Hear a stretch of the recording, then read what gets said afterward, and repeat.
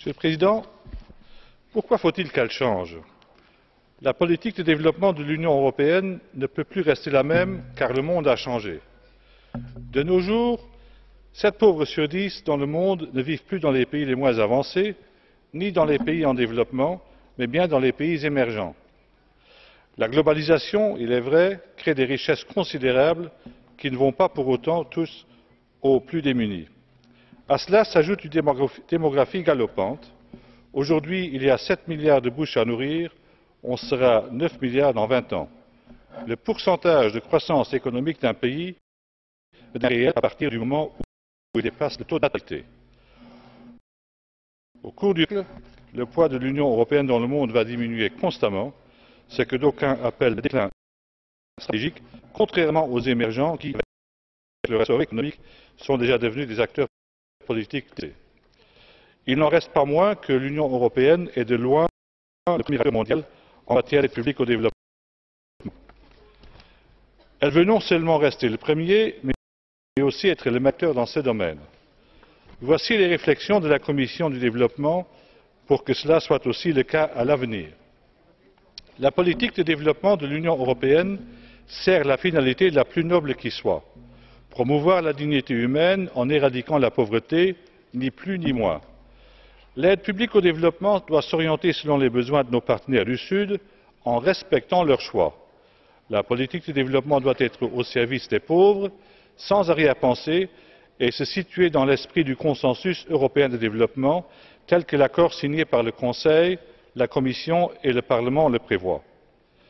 Nous proposons que Lady Ashton appose également sa signature sous le document en question, afin qu'il ne subsiste pas le moindre doute sur les intentions de tous les acteurs européens institutionnels en matière de développement.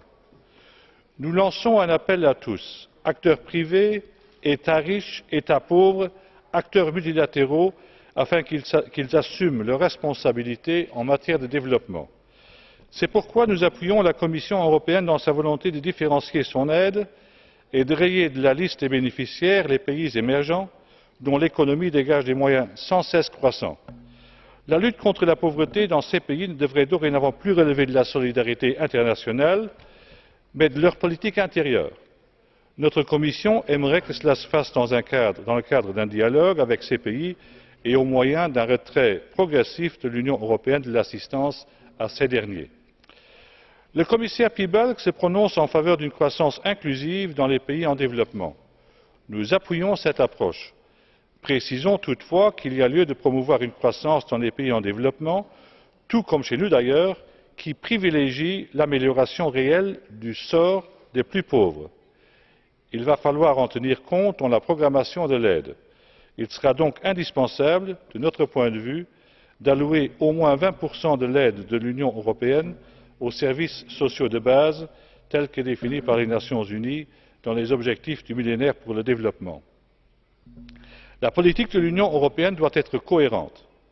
Cohérence veut dire amener les départements autres que le développement à renoncer à toute démarche susceptible de démolir par leur action ce qui a été construit dans la coopération au développement.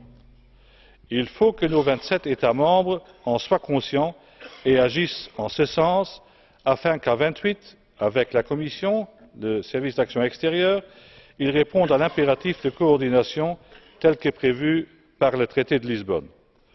Votre rapporteur estime que le dialogue entre les 28 est loin d'être satisfaisant, tant du point de vue de la participation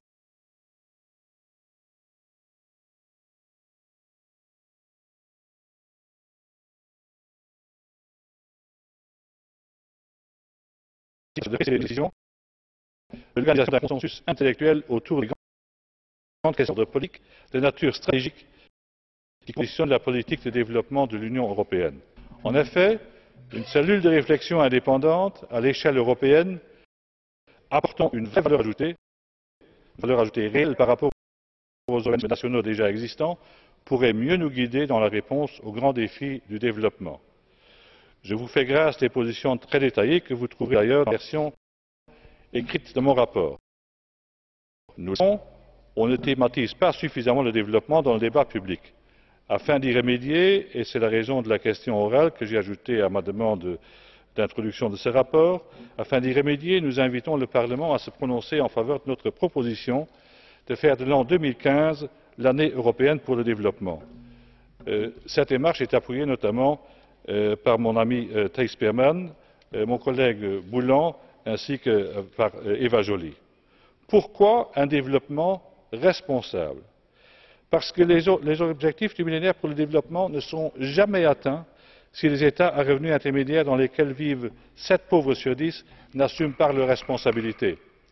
Développement responsable parce que l'impératif de cohérence des politiques nous amène, nous aussi, au niveau de l'Union européenne, à repenser certaines méthodes, je termine, si nous voulons encore peser dans ce sens en 2015.